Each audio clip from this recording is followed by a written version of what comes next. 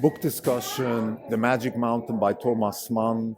I am still not done with the book, so this is going to be just a little insert, but since the book is a massive tome, I think it's worth visiting the book through the readings and just pointing out certain interesting topics and certain interesting themes that the book covers. I think again, it's a massive tome.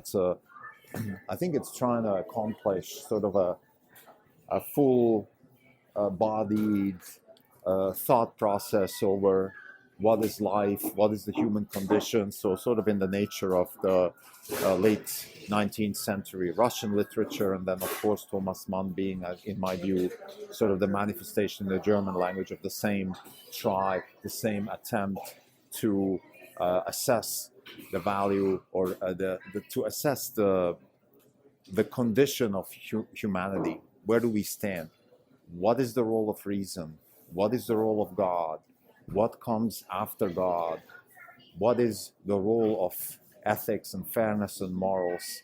And then also all these answers open up a void, and that void is maybe called mysticism, or it's called art or music. And this is what I want to talk about today. It's the value of music, which comes in many facets, I think, in German literature, certainly starting with Nietzsche, but even before. But then from Nietzsche onwards, when sort of the notion of God is dead is established in the German psyche, in the German intellectual psyche, then we have this question, okay, what is after that? And I think Mann tries to go there with The Magic Mountain. I am about 90% done with the book, so there is still some reading left, and I don't know how the end will be, but so far this section is the section where Hans Castorp, the main protagonist, listens to opera, listens to music, and sort of opens the gates for an answer to the question, what comes after God? If we take the chronology, we have God, then we have reason, and Mann in The Magic Mountain definitely comes to the point where there is even a very limited role of reason. So what comes after reason? And I think Castorp is opening up the doors here, opening up the windows for a possibility that art and music could be the answer. This is not even on podcast. It's December 5th, 2021. This is Krim Delco. Since the last update, we're down 10.5%. The market's down about 2%. For the year, we are up 28.8%. The market's up 20.8%. We're outperforming by 8%. Before I go into the discussion of this section of the book by Thomas Mann, the Magic Mountain, I just want to give a brief overview of what happened in the markets. We had a massive drawdown in the last couple of days. We are now drawing down more than 30% since our peak. And I would say there's three reasons that I attribute to this. And by the way, they're not macro reasons. I'm not too concerned about the jobs report and all these things. While they are always part of the risk equation of markets, I think there's three fundamental reasons why our portfolio has been taking a hit. Number one, we have definitely now a proof that the situation in China is very bad in particular for listings such as Chinese stocks that are listing in the US. And one of the first companies that has officially announced a delisting is Didi. And I think that is just something that we have to keep in mind. We had a sell-off in stocks like NEO and XPeng. And while these stocks certainly aren't, there's almost no relationship between them and what's going on with Tesla. I think we have to acknowledge that particularly algorithmic trading will definitely have an impact on Tesla. If you have a sell-off in, let's say, a company like NEO or Li or XPeng, that will impact also Tesla, including Didi also. Didi is down like 80% in the last 6 months. The second reason is the issues that are going on with Ginkgo Bioscience, which is affecting our biotech portfolio. Just a brief story what's going on there with Ginkgo. Ginkgo is a company that is sort of trying to introduce a platform approach towards biology, and that is sort of borrowing from the IT sector, the computer sector. What Ginkgo is trying to do is basically developing kind of like what Intel did with semiconductors. So you have an engineering approach to biology. For example, you engineer synthetic DNA, and then you do it at a platform level. So nutrition companies, pharma companies, material science companies can then plug into your technology and buy from you. So this is the idea. In general, Ginkgo, in my view, is a bit of we haven't invested, we've never been interested in the company because there are, in my view, issues, and those issues have been pointed out by short sellers. So there's been attacks on the company. They're being called a scam and stuff like that. And I think that is just depressing our biotech portfolio. We are certainly not concerned about our biotech stocks are concerned in terms of fraud or anything like that. But of course, these things always weigh on stocks. These things weigh on sentiment, and this is something we have to deal with right now. The third reason our portfolio has taken a hit is the deal blockage of Nvidia. Nvidia wants to buy ARM. The deal is probably going to get blocked. In my view, this is nothing crazy because I think this deal should never have happened. This is just from an antitrust perspective a not okay deal. Now, the implications for the markets are the following. We believe that there's certain implications, such as if a deal breaks and that's bad news, etc. But I think there's also a technical reason, and the reason is that we have SoftBank is a large shareholder of ARM. SoftBank needs to cash out to cover other positions. They have a lot of leverage. They're a big player in the market, and with this deal, which actually was priced at $40 billion, and because it was a share-for-share deal, or mostly share-for-share deal, it now grew to about $70 billion because of Nvidia stock going up a lot, and that we believe that is now causing carnage in the market because SoftBank is either a forced seller or there are collateral calls or things like that. Of course, we never know what's exactly going on. I'm just trying to point out certain technical reasons why a deal breakage like that could be a trigger for a sell-off. We've had that before. Deal breaks always could trigger sell-offs, and this is an example again that could happen. We believe that this could be a more serious problem than it sounds here.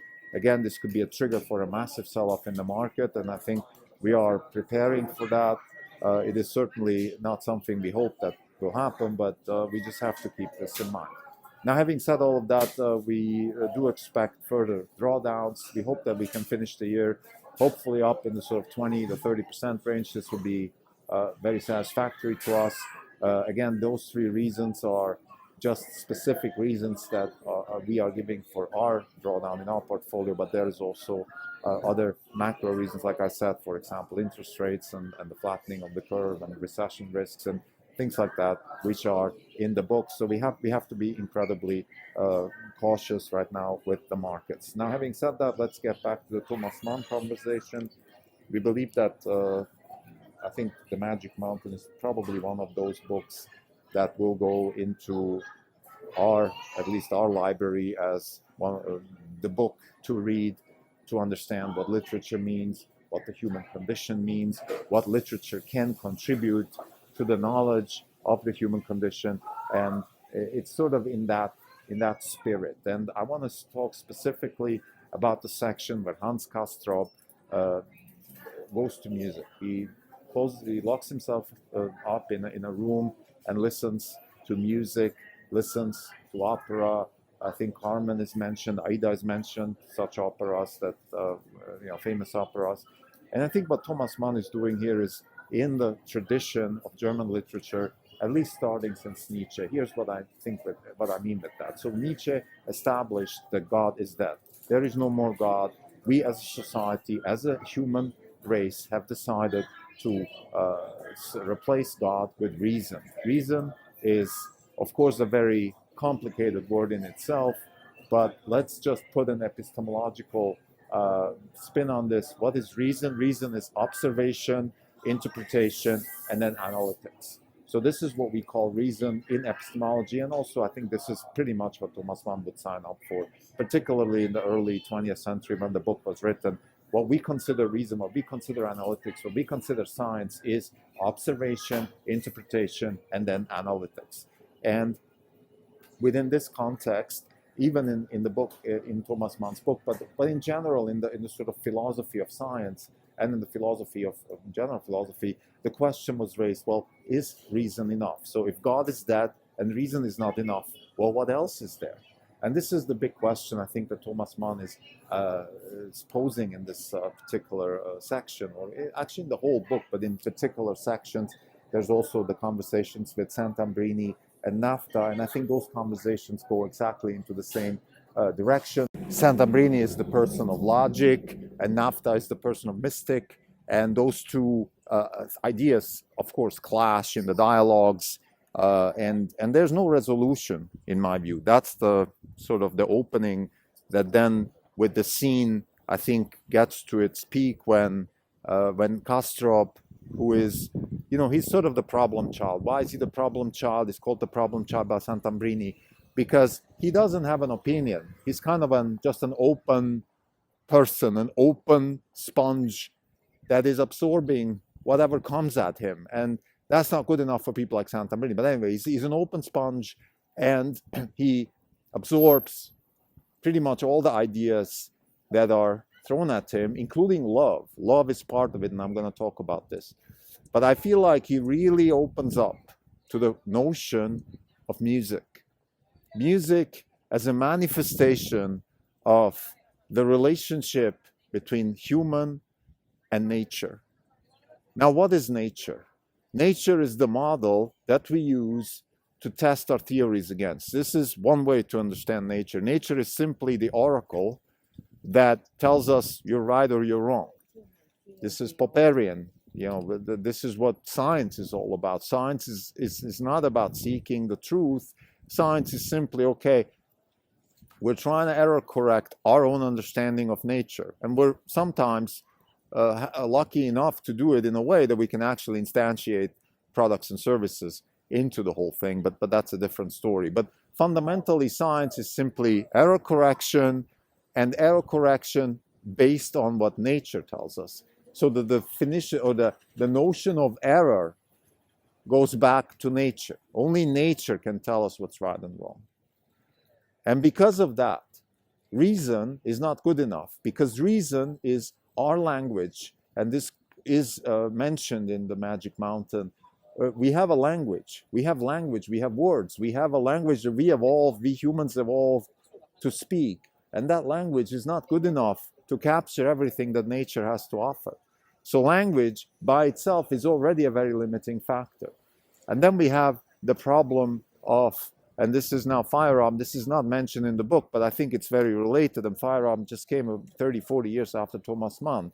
So it's certainly, I'm sure he read it, that we also are inheriting mistakes through language, which is, I think, part of what Thomas Mann mentions in the Magic Mountain, or the thought at least is going through the Magic Mountain, which is, well, listen, we make errors, we adjust our errors, we have language, we have shortcuts, we have heuristics, all that stuff, and it gets inherited through language. So things like, let's say, theories that are based on language, theories such as, well, the world goes around the sun, that is something that is probably not very precise, because it doesn't really go around. What does around mean? But it's something we use. It's a heuristic. It's a shortcut. But that can lead to mistakes, massive mistakes. If we convolute that, if we accumulate all these little adjustments and mistakes, it can go very far in terms of mistakes. So all of these things get sort of packaged into the problem set of, well, if there is no God, so if there is no absolute knowledge and no theology that we can rely upon when we question our existence here as humans and when we question human condition, and reason is not good enough, then what is it? And it's music, because music gives us an intro. Music opens, it's like a window opening towards nature, towards that thing that we call nature, our surroundings, that we can't observe, but we can feel. And I think this is the fundamental point of this particular episode, which is also what we have spoken about in the context of the Magic Mountain and with Orange Capital Partners, which is there is this notion now that valuations don't make sense and this and that and all that stuff. And certainly there is a big struggle within Wall Street and the analyst community to reconcile the lack of ability to rationalize what's going on in the markets because of our tools, which are based on reason and they're limited, and the actual reality. And this is something that we've spoken about. I'm not saying the music is the solution here. Of course, we don't have the tools to have a solution, and that's the problem. We don't have the tool. We need to build better tools. We need to find better ways to understand what's going on in the financial markets. The traditional tools of valuation and things like that, the type of valuation tools that we evolved in, let's say, in the 50s and 60s at the University of Chicago, those types of valuations are just not good enough. And this is also the conversation I had recently about efficient market and efficient market hypothesis. I think those are incredibly important contributions to the theory of finance, and we just haven't finished the job. We have to keep working within the theory of finance on finding better solutions to value, for example, companies with exponential growth. And we've spoken about this also many times, that we believe that the approach should be along the lines of looking at the cost of iteration, because the lower the cost of iteration, the faster and the faster a company can error correct, and that is part of exponential growth. So let's get back to epistemology and the Magic Mountain. The Magic Mountain talks about the lack of reconciliation between there is no God and reason's not good enough, so what is there? Now, mysticism is something that humanity has fought against for good reason. And this is David Deutsch now. I'm paraphrasing David Deutsch. He said that observation was an invention that was necessary to counteract the absolute grip on knowledge by the church. So what people did in the sort of 16th, 17th centuries in Europe was they said, listen, we're not going to believe in your mystic reasoning and the Bible. We're just going to look at what we see and then interpret that. This was empiricism-based, observation-based science. And then the scientific approach was introduced as a sort of counteract also towards the absolute grip of knowledge that the church had on knowledge, by saying, look, we have to error correct our knowledge by looking at what's out there and then error correct. This was, in a nutshell, what the scientific revolution meant. And what the Magic Mountain is alluding to is the limits of that scientific revolution. That scientific revolution actually has its limits also, and the limits are within the context of the limits of reason. It doesn't mean that we should throw this overboard. It just means there are limits. And I want to be very clear about this. I'm pretty sure Thomas Mann doesn't mean that, and I certainly don't interpret that in a way that I'm saying, look, there are limits with the scientific method, so we should throw the scientific method overboard. We should just not take the scientific method as at face value. And this is back to Paul Feyerabend, which says that the political process has to control the scientific process. The scientific process cannot be allowed to rule over us. And this is unfortunately right now with all this COVID and the health people that are taking charge within the context of trying to solve this COVID situation is very, very dangerous. We could have a situation where the military-industrial complex gets replaced by the health-industrial complex, which is as bad, if not even worse, than the military-industrial complex, at least in terms of effectiveness. So to summarize, this section of the Magic Mountain talks about music as a solution, as a reconciliation to the question of after God and after reason, what's next? And what's next is the answer to how can we understand nature better? How can we understand the relationship between humans and nature? And the answer here is maybe through music. Art and music has been within the German psyche, at least since Nietzsche. And this is a nice example of how this tradition is being carried forward by one of the greatest writers of the 20th century in the German literature, Thomas Mann. Thank you.